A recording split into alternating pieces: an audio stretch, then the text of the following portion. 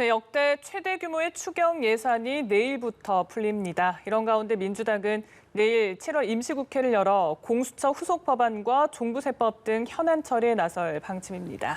반면 통합당은 국회 보이콧을 풀고 복귀할 예정이어서 격돌이 불가피해 보입니다.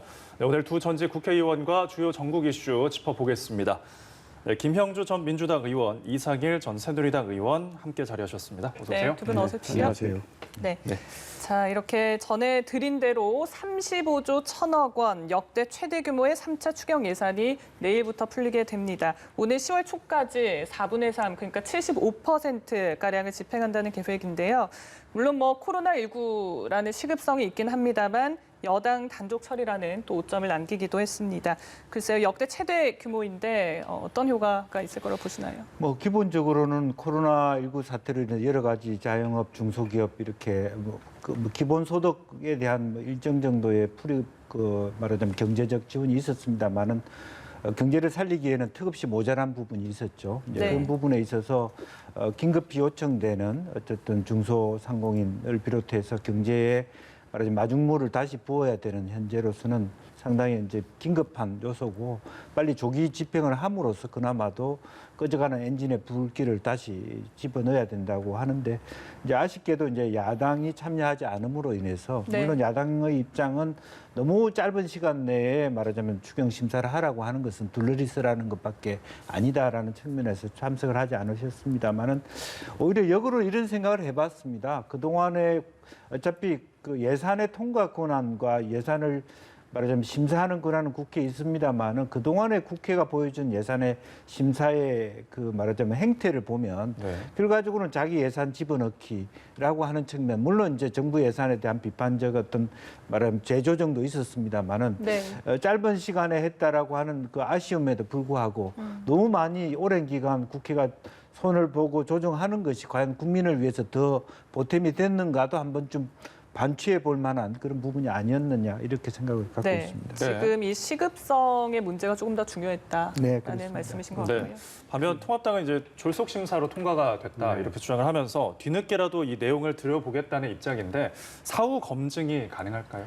그러니까 일단 졸속 심사는 분명하다고 저는 생각합니다. 그리고 심지어 정의당조차도 심의에 들어갔다가 완전히 일사천리로 정부안을 그대로 처리하는 걸 보고 이거는 국회가 헌법기관으로서 국민의 세금을 어떻게 쓰이는지를 찬찬히 살펴봐야 되는데 그 책무를 포기한 거라고 해서 의미가 없다고 해서 자리를 박차고 나왔잖아요. 그 35조 1천억 원인데 불과 나흘 만에 처리를 했단 말이죠. 그러니까 상임위 차원에서 보면 곽의정 방통위 같은 경우는 7분 만에 정부안을 그대로 다 처리했어요. 그러니까 심사다운 심사를 하지 못했던 건 맞아요. 미래통합당은 11일까지 추경안 심의 기간을 좀 연장을 하면 같이 들어가서 정말 꼼꼼하게 살펴보겠다고 했는데 여당은 그 요구도 수용하지 않고 그냥 나흘 만에 처리를 했는데 일단 처리된 추경안에 대해서 사후적으로 이게 어떻게 집행되는지 이건 철저히 살펴보는 건 맞다. 그리고 이미 처리된 것들 중에 국회 예산정책처가 지적한 것들이 있어요. 이게 정말 의미가 있는 추경안 예산 아니냐 이렇게 지적한 것들이 있습니다. 그런 것들이 정말 제대로 집행되는지를 살펴봐야 되고 우리가 1, 2차 추경을 했잖아요. 1, 2차 추경을 했는데 정말 그 시급성을 강조했지만 경기 효과가 있었습니까? 추경 효과가? 국민들이 느끼나요? 효과가 없기 때문에 또 3차 추경했습니다. 좋아요. 3차 추경하는 거 이제 보면서 정부는 3개월 안에 75% 하겠다고 하는데 3개월 뒤에 정말 한번 평가를 해보자고요. 정말 추경 효과가 있었을까요? 저는 회의적이에요. 그렇다면 이 35조 이상 되는 돈을 마구 지금 살포하다시피 하는 이런 계획인데 이것들이 정말 어디에 어떻게 가서 어떻게 쓰이는지를 야당으로서는 사후에라도 꼼꼼히 살필 수밖에 없다. 그러니까 이 결산을 제대로 해야 된다 이런 생각이고 이번 추경안에 담긴 내용들 중에 국회 예산정책처 지적을 했지만 단기 공공성 알바 일자리 이게 의미가 없는 일자리들이에요. 그냥 일단 알바용으로 국민 세금 좀 주는 걸로 끝나요. 그렇다면 이런 돈들이 과연 그거를 맡아서 일을 했던 사람들이 업무 역량을 늘려가지고 네.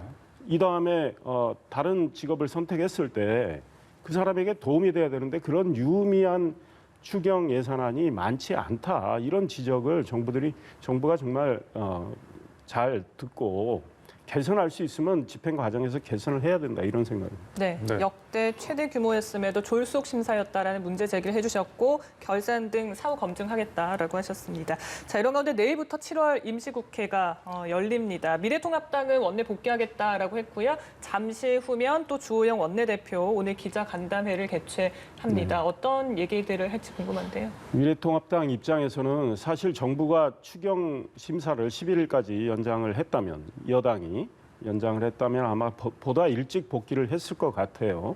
그러나 이제 추경안은 처리가 됐고 앞으로 21대 국회는 계속 가동이 돼야 되니까 여당이 일방적으로 이렇게 독주를 하지만 미래통합당이 들어가서 할 수 있는 역할은 최대한 해야 되겠다 이런 생각입니다. 네. 그러니까 예컨대 정부의 독주하는 여러 가지 것들 가운데 예컨대 법을 위반할 수도 있고요.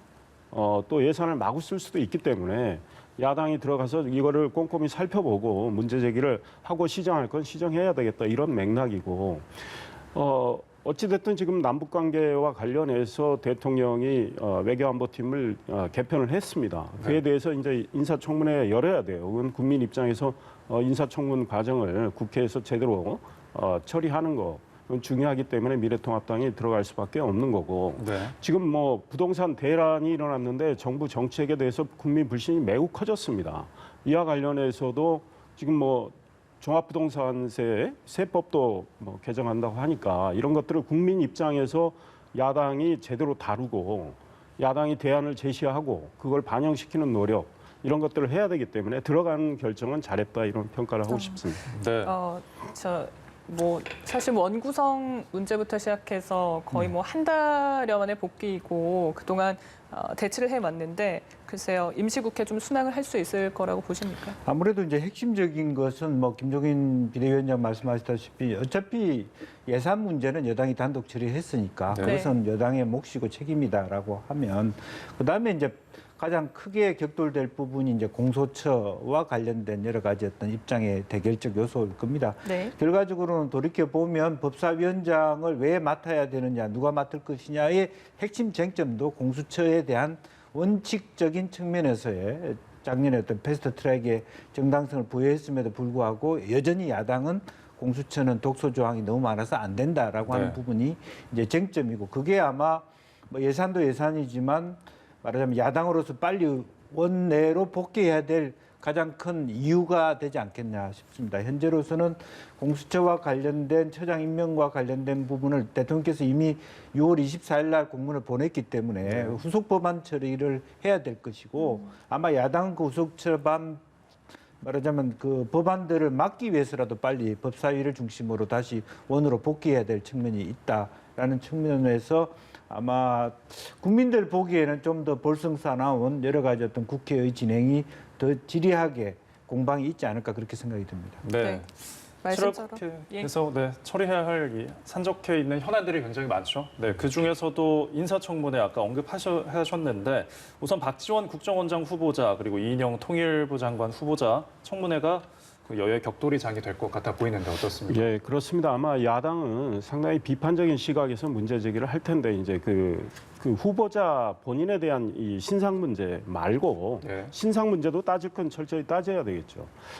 그러나 지금 문재인 대통령이 지금까지 추진해온 대북 정책 이게 그대로 유지하겠다는 그 뜻이란 말이죠. 이 대북 정책이 그런데 실패로 끝난 것 아니냐라는 국민의 시각도 굉장히 많습니다. 그런 맥락에서 정책의 실패 문제를 많이 따질 가능성이 크다. 예. 이건 반드시 따져야 되고 그다음에 존 볼턴 미국의 전 백악관 안보보좌관 책도 나왔지만 소위 북미 정상회담 또 그와 관련해서 문재인 대통령이 중재자 언급을 하면서 중간에 양쪽의 중재 노력을 한 것들이 과연 실효성이 있었느냐, 그리고 문제는 없었느냐. 왜냐, 우리도 남북 정상도 하고 뭐 남북 관계 나름 정부가 개선 협력을 하는 과정에서 네. 우리 국민 세금도 많이 들어갔고 우리 이 남북 공동 연락사무소가 폭파된 상황, 국민 세금이 300억 이상 들어간 그 연락사무소가 폭파된 문제, 이런 것들에 대해서 국정조사도 하겠다는 게 야당의 입장이기 때문에 이런 야당의 입장을 인사청문 과정에서 국민들께 아마 선명히 밝힐 생각이다, 이런 생각이 들어요. 근데 제가 보기에 문재인 대통령은 이번 인사를 하면서 그동안에 해왔던 정책을 한번 성찰하고 네. 이 정책에 문제가 있는지 없는지를 따져보고 나서 정책의 변화를 주시는 게 맞는데, 그 기존에 실패했다고 많은 지적을 받는 그 정책을 그대로 추진하겠다는 걸 이번 인사를 통해서 확인한 셈인데, 그런 면에서 굉장히 안타깝다. 그러니까 야당은 이런 지적을 하지 않을 수 없겠다, 이런 생각이 듭니다. 네, 신상 문제뿐 아니라 대북 정책 실패에 대한 부분도 따질 것이고 이번 인사는 이 실패의 연장선이었다라고 지적을 해주셨습니다. 두 후보자의 청문회 여야 좀 격돌의 장이 되지 않을까 싶은데 네. 어떻게 보고 계십니까? 아마 이번 인사에 대한 것은 대통령이 갖고 있는 어떤 대북 정책에 대한, 동북아 평화에 대한 의지의 표현이다. 저는 그렇게 생각을 할 수 있고요. 또 그런 의미에서 과연 그렇다면 지금 이제 남북 관계가, 물론 북한이 6월부터 어떤 남한에 대해서 삐라 문제라든지 남북 연락 사무소 폭파 같은 어떤 도발을 해온 건 사실입니다만은 과거 정부에 비해서 한미 동맹이 굉장히 서로 사이가 나빠졌느냐, 혹은 북한이 연평도 도발과 같은 직접적인 말하자면 한국 영토에 남한에 공격적인 폭격이 있었느냐, 이제 그런 각도에서 보면 사실 그동안에 여러 가지 평창 올림픽부터 지금까지 여러 가지 다사다난한 문제에도 불구하고 남한 사회에서의 안정 기류는 있었다라고 하는 평가가 분명히 남아 있을 거라고 보여지고, 다만 오히려 역으로 저는 이제 한미 말하자면 방위비와 관련해서 혹은 대북 인도적 지원과 관련해서 한국이 이니셔티브를 질 수 없었던, 말하자면 한미 간의 어떤 그 팀에 있어서 너무 미국 중심의 부분에 대해서 과거 정부에 비해서 목소리를 내지 못했던 데 대해서 오히려 안보 라인의 교체라든지 분위기의 반환, 말하자면 반환에 대한 여러 가지 다른 어떤 전환의 계기를 가져야 된다. 저는 그런 생각을 하고, 인사의 구성원의 문제가 아니라 다시 한번 그동안에 했던 방식에 대해서 의원님 말씀하신 대로 한 번쯤 점검하는 건 맞다고 보여집니다. 그러나 임기가 얼마 남지 않은 전반기를 도는 입장에서 완전히 새로운 패턴의 어떤 동북아 정책을 꾸리기에는 상당히 어렵다라고 본다라면 안정적 기조를 점검해 볼 수 있는 그런 시점이 아닌가 생각이 듭니다. 네, 정책 검증의 점검의 그런 시점이다라고 해주셨습니다. 자, 앞서 잠깐 언급을 해주셨는데 15일로 명시된 공수처 출범 또한 또 충돌 지점이 되겠습니다. 여당에서는 후속 입법 조속히 마무리하겠다라고 의지를 내비치고 있는데 지금 통합당에서는 이 공수처법 자체가 위헌이다라는 입장이지 않습니까? 그렇습니다. 이 공수처법을 처리하는 과정 우리 국민들께서 다 기억하실 겁니다. 지난해 여당이 정의당 등과 협력해서 일방적으로 패스트트랙에 태웠잖아요. 그리고 지난해 말 정기국회, 그리고 올해 초 임시국회, 소위 쪼개기 국회, 2박 3일짜리 쪼개기 국회를 열어서 일사천리로 처리하는 그 과정에 있어서도 문제가 있었고, 공수처 이 법안 자체가 위헌 아니냐, 이런 지적들이 많이 있습니다. 예컨대 지금 공수처법을 보면은 공수처가 행정, 입법, 사법 어떤 기관에도 속하지 않게 돼 있어요. 그러면 우리 헌법적 근거가 없는 거 아니냐. 그다음에 이제 기소권은 검찰만 갖게 돼 있는데 헌법상 그런 것들도 제대로 공수처법을 다루면서 반영하지 못했던 측면들. 그다음에 지금 국회는 국민의 대표 기관으로서 대통령과 장관 등 많은 분들이 헌법과 법률을 위반했을 때 국회는 탄핵할 수 있는 권한을 갖게 됩니다. 근데 공수처장에 대한 탄핵 내용도 하나도 들어있질 않아요. 이렇기 때문에 이거는 헌법에 어긋난다라는 지적을 야당은 하고 있고, 이미 지난 2월과 올해 5월 헌법재판소에 헌법 소원을 제기를 한 상황입니다. 그리고 헌법재판소가 이 문제에 대해서 지금 전원재판부로 돌려서 현재 문제를 다루고 있어요. 심의 중에 있어요.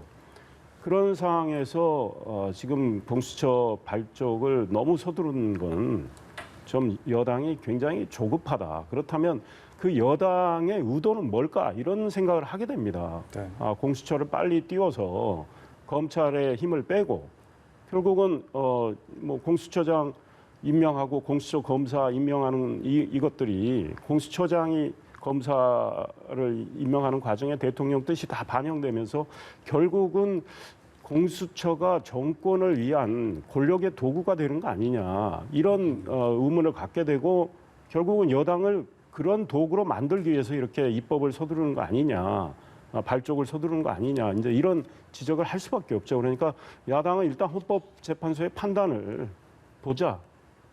판단을 보고 저 공수처 문제는 다시 다루자 이렇게 네. 이야기를 하고 있는 거죠. 네. 헌재의 판단을 보자. 통합당 야당의 지적에 대해서 좀 어떻게 이미 생각하세요? 이제 공수처는 어떤 면에서는 이번 문재인 대통령의 공약이기도 하고 이미 그 공수처의 논의가 벌써 이미 3년이 지났다고 봐야 되는 것이고요.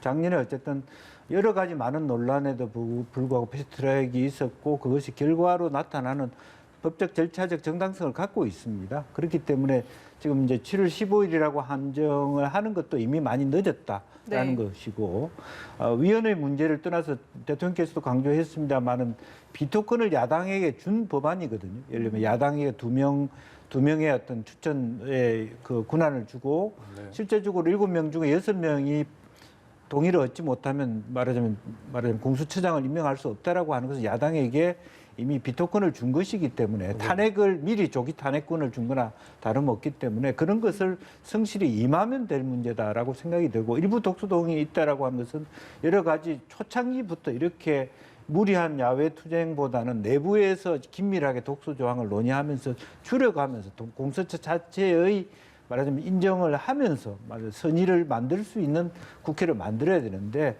여러 가지 장외로 계속 어떤 장외 투쟁의 몫으로만 이게 위헌적 요소다라고 하는 순동만 했기 때문에 오히려 알맹이 있는 공수처 법안을 만드는 데 실패했다는 측면도 야당이 어떤 비판이 말하자면 당해야 될 부분이 저는 있다 그렇게 생각이 듭니다. 제가 한 말씀만 더 드리면 네. 지금 야당에 비토권을 줬다는 말씀과 관련해서 지난해에 입법을 할 때는 민주당이 정의당 그래서 그때 이 소위 비례대표만을 위한 정당을 만든 거 아닙니까? 그 거래를 한 거 아닙니까? 공수처 법안하고. 그러니까 정의당이 교섭단체가 될 걸로 생각한 거예요. 그래서 야당에게 2개를 준 겁니다. 그러면 정의당은 민주당 편이 될 테니 어차피 마음대로 임명할 수가 있다고 생각을 해서 그 입법을 했는데 이번 선거 결과를 통해서 정의당 교섭단체가 되지는 못했고 결국은 미래통합당이 추천위원 7명 가운데 2명의 몫을 갖게 되니까 지금 이해찬 민주당 대표 얼마 전에 뭐라고 그랬습니까? 그 법 자체를 고칠 생각도 있다 이런 겁니다. 그러니까 지금 민주당은 지난해 자유한국당 이었죠. 지금의 미래통합당 전신인 그쪽에서 공수처 법에 대해서 반대를 하고 장애투쟁도 하고 할 때 그러면 야당이 들어와서 왜 야당의 요구를 좀 수용하려는 노력하지 않느냐 그렇게 말을 할 수 있어요. 그러나 야당은 장애투쟁이나 여러 과정을 통해서 분명히 야당의 의견을 냈어요. 그러면 야당의 의견을 반영해서 정말 위헌 논란이 벌어지지 않을 법을 만들면 돼요. 근데 그러질 않았고 오히려 공수처 법안을 막판에 처리할 때는 독소 조항을 더 집어넣어 버렸어요. 예컨대 검찰이 소위 공수처 수사 대상인 고위공직자와 관련해서 인지해서 수사를 할 때 공수처에게 보고를 하고 공수처가 사건 이첩을 요구하면 바로 이첩하도록 해야 된다라는 이런 조항까지 더 독소 조항을 집어넣고 처리를 해버렸습니다. 그렇다면 이 과정을 다 보고 국민이 평가를 하셔야 된다. 도대체 민주당이 공수처를 왜 저렇게 공수처에 먹을 매느냐. 예. 결국 그 의도가 무엇이냐. 그리고 법제사법위원장을 가져간 의도, 이번에 법사위를 여러 차례 민주당 단독 연구를 통해서 우리 국민들이 이제 파악할 수 있다고 봅니다. 예, 알겠습니다. 네. 네, 공수처 이야기는 여기서 마무리를 하고요. 이번에는 정치권에서 검언 유착 의혹에 대한 사건을 다뤄보도록 하겠습니다. 9시간에 걸린 회의 끝에 검사장들의 의견을 모은 윤석열 총장이 추미애 장관의 수사 지휘를 받을 것인지 말 것인지 지금 고심 중인 모습인데요. 민주당에서는 윤 총장 자진 사퇴를 압박하는 일부 기류가 있는데 의원님께서는 어떻게 보십니까? 사실은 이제 그 장관이 보낸 어떤 수사 지휘의 내용이 두 개였죠. 두 중에 하나는 바로 윤 총장이 바로 받았고 나머지 한 부분에 대해서는 이것은 상당히 논란이 있었기 때문에 자기 정당성을 검사장 회의를 통해서 확보했다 그렇게 보여지고 그 중에 논의는 아직까지 어떤 결정을 할지는 모르겠습니다만은 뭐 어떻게 보면 재지휘 요청권을 발휘할 가능성이 많다라고 하는 부분이고 네. 애당초 여러 가지 흘러나온 이야기로 보면 결과적으로는 물러날 생각은 없다라고 한다라면 이제 공식적인 어떤 법 제도 안에서의 자기가 쓸 수 있는 카드는 그것밖에 없을 것 같습니다. 그러니까 그리고 기본적으로는 정당성이 확보된 거죠. 이제 총장이 물러나서는 안 된다라고 하는 여러 가지 최근에 뭐 법무부 장관이 들어와서 만들어진 인사 이후의 검사장들이 그렇게 윤 총장에 대한 말하면 어떻게 보면 또 인정과 충성을 해준 부분이 있기 때문에 네. 네. 그와 같은 법 제도 내에서 틀을 본다라면 강곡하게 실제로 보면 윤 총장의 카드는 특임 말하자면 검사 아니었는데 미리 이걸 잘라버렸기 때문에 네. 아마 어렵게 그런 부분들에 대한 요청을 한 번 더 할 수밖에 없지 않겠냐 그렇게 생각이 듭니다. 네. 제지 요청권에 대해서 말씀해 주셨는데 윤 총장의 고민이 분명 많을 것 같습니다. 그렇습니다. 윤 예. 총장이 내일 어떻게 나올지는 지켜봐야 되는데 일단 추미애 장관이 소위 갖고 있는 수사 지휘권 네. 그거 발동하는 것 자체가 저는 문제라고 봐요. 그러니까 2005년에 딱 한 번 대한민국에서 있었습니다. 네. 천정배 당시 법무부 장관이 발동을 했는데 일본도 1954년에 사례 딱 한 번 있습니다. 그거 발동하고 그때 법무부 장관 일본에서 물러나는데 예. 법무부 장관이 이 수사지휘권 발동과 관련해서는 이건 칼은 칼집에 넣어놓고 쓰지 말라는 겁니다. 그러니까 검찰의 중립성, 독립성을 최대한 확보를 해주는 게 맞다. 권한은 갖고 있대. 쓰지 말라는 이야기인데 지금 자꾸 남발하는 식으로 가고 있습니다. 저거 자체가 문제다. 그러니 그 의도가 뭐냐? 윤석열 결국은 너 물러나라 이 메시지를 주기 위해서 그 장관이 수사지휘권을 발동을 했는데 이미 검사장들, 고검장들 회의에서 그 의도를 간파하기 때문에 윤석열 총장 물러나면 안 된다 이렇게 이야기하고 있는 거죠. 네. 검찰총장에 대한 임기 2년을 검찰청법에 못 박은 거는 검찰총장이 권력의 영향을 받지 않고 검찰의 본연의 책무를 다하라는 그런 뜻이란 말이죠.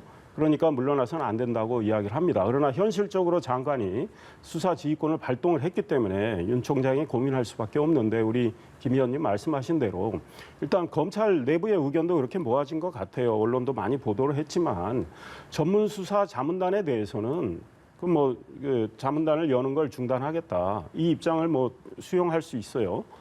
두 번째 수사 지휘 내용이죠. 그와 관련해서 검찰총장의 지휘권 자체를 박탈하는 추미애 장관의 그 수사 지휘권 내용은 검찰에서는 이거는 검찰청법 12조에 위반하기 때문에 이거는 절대 수용해서는 안 된다. 만약 이걸 수용하면 앞으로 검찰 독립 중립 없다. 검찰이 무너진다. 이런 걱정을 하고 있는 겁니다. 그런데 이미 법무부에서는 그거조차도 받을 생각이 없는 거예요. 검찰의 검사장, 고검장들이 그렇게 의견을 다 모았는데 그거 자체도 지금 법무부는 소위 말해서 고려할 생각이 없어요. 매우 오만한 법무부입니다. 그래서 이런 법무부의 행태에 정말 문제가 있다. 그렇기 때문에 야당이 지금 국민의당과 미래통합당이 일단 추미애 장관을 겨냥해서 윤석열 총장을 압박하는 걸 중단하라는 결의안을 낸 데 이어서 네. 이제 국회 열리면 추미애 장관 탄핵 소추안을 발의하겠다는 거 아닙니까? 네. 처리하고는 별개입니다. 처리는 의원 수가 안 되기 때문에 처리는 안 될지 몰라도 네. 추미애 장관이 법치주의를 지금 유린하고 있다. 이런 판단해서 그런 걸 내기 때문에 결국은 이제 국민들이 판단할 일이다 이런 생각이 듭니다. 네, 네. 탄핵 소추안 이제 추가 발의 사실상 말씀처럼 의석수로 봐서는 통과가 쉽지 않은 상황인데 어떻게 보면 좀 여론의 흐름을 가져오겠다 이런 부분도 좀 해석할 수 있습니다. 네. 이 문제 좀 어떻게 보시는지 말씀 드려볼게요. 아무래도 이제 뭐 사실은 그럼에도 불구하고 한동 검사가 윤 총장의 측근이기 때문에 전문수사자문단을 얘기했다라고 하는 부분에 대해서 검찰청 내부에서 동의한 바 있지 않습니까? 네. 그런 부분이 있습니다만은 두 번째 의안과 관련해서 탄핵소추나 말하자면 장관 해임 결의 같은 거는 어차피 과반에 말하자면 동의가 있어야 되기 때문에 애당초 불가능한 일이고 네. 정치적 포문이다 그렇게 볼 수 있겠습니다. 예, 알겠습니다. 네, 통합당에서 장제원 의원이 무소속 이제 사인을 복당시켜야 된다고 주장을 했습니다. 추경안 단독 처리 14개, 18개 상임위원장 맡은 거대 여당에 맞서서 힘을 모으자는 그런 해석으로 보이는데요. 이를 계기로 야권 연대 구축 현실화 어떻게 보십니까? 일단 미래통합당 출신 의원의 그 무소속 네 분이니까 네. 언젠가는 함께 하지 않을까 이런 생각이 듭니다. 다만 이제 그 네 분 중에 다 좀 사람별로 좀 다르죠.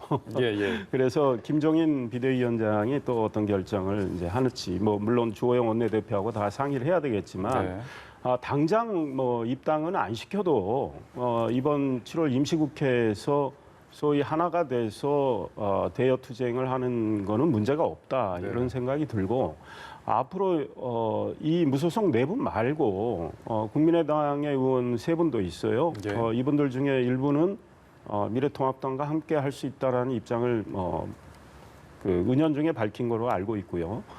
다만 이제 안철수 대표는 좀 현재까지는 뭐 지켜보자는 입장이고 약간 네. 유보적인 입장인데 앞으로 이제 선거가 2년 뒤에 대선 지방선거가 치러지기 때문에 그 선거를 앞두고는 야권이 좀 더 크게 하나 되는 흐름은 형성될 가능성이 있다. 이제 이런 생각이고 이 소위 채널 A 그 검언 유착 의혹과 관련해서 그 문제 검사장이 윤석열 총장의 측근이 아니고 그냥 평검사였다면 네. 이 사건이 이렇게 정부 여당이 키워가지고 법무부 장관이 수사 지휘권을 발동할 사건이었을까요? 안 했을 것 같아요. 제가 보기에. 예, 네. 알겠습니다.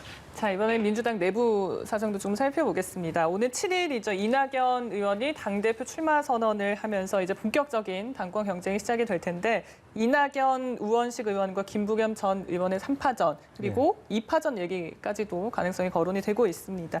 아마 대선 전초전을 흘러가지 않겠냐 이런 얘기도 나오더라고요. 네. 근데 뭐 대선 전초전이라고 보기에는 전체전이라 하면 대선 후보들이 다 이 안에 다 들어와야 되는데 네. 뭐 정세균 총리를 비롯해서 밖에 있는 분들도 있습니다만은 그러면 다른 두 분들이 이낙연 전 총리를 제외하고 다른 두 분들이 다른 대선 후보의 대리인이냐 그런 건 아니기 때문에 그렇게 볼 수는 없고 어쨌든 일강 이중 형태의 어떤 말하자면 컨벤션 효과를 가질 수 있느냐의 문제는 있겠습니다만은 네. 당분간은 아마 이낙연 의원의 어떤 네. 대세로는 계속 지속되지 않을까 그렇게 보여집니다. 네. 예, 알겠습니다. 오늘 정치 관련 소식 여기서 마무리하도록 하겠습니다. 지금까지 김형주 전 민주당 의원, 이상일 전 새누리당 의원과 함께했습니다. 오늘 네. 말씀 감사합니다. 고맙습니다.